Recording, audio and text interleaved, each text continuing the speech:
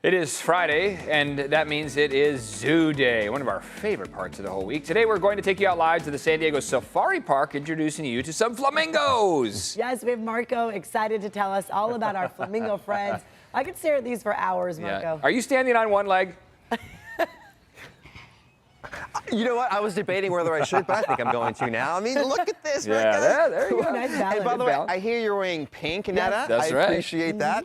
But as you know, I'm here at the Safari Park. Tomorrow, it is International Flamingo Day. So we're going to be celebrating it here at the Safari Park. So if you can, come on over to the Safari Park from 10 to 2, right outside the African Tram. You're going to learn all about flamingo culture. And you know what we're looking at right now? You're looking at the largest flock of greater flamingos in the United States. Not to be braggy, but the bird department's pretty amazing in what they do. Now, Hey, I know there's a lot about flamingos, you guys.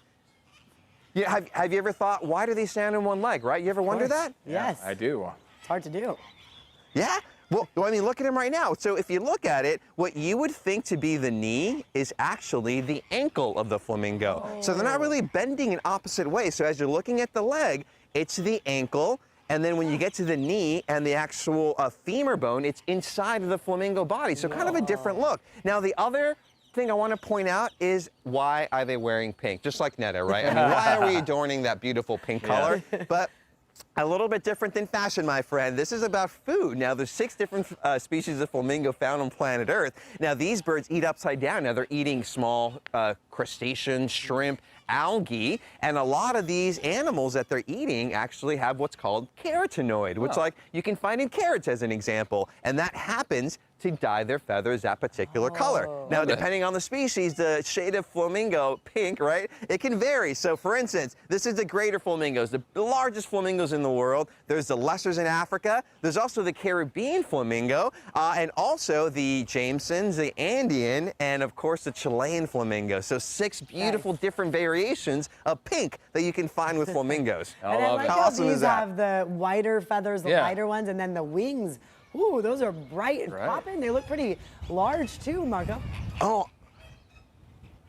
Oh, yeah, no, absolutely. As I said, largest flamingos in the world, but you're right, Netta, you know, so they have the lighter color. And this particular species lives in a very hot, arid climate in Africa. You know, this is my favorite flamingo fact, is that flamingos may look delicate, but they can live in some of the most hard, caustic environments on planet Earth where other animals can't live. It could be water sources that are high in maybe salt or acidity. Some flamingos can live, like my personal favorite is the Andean flamingo, and they can live in high altitude mountaintops in South America. So flamingos are just an amazing species. It's amazing. We got to run here. We got about 30 seconds left here, Marco, but just real quick, their neck, that kind of S shape. Yeah. What's the reason behind that?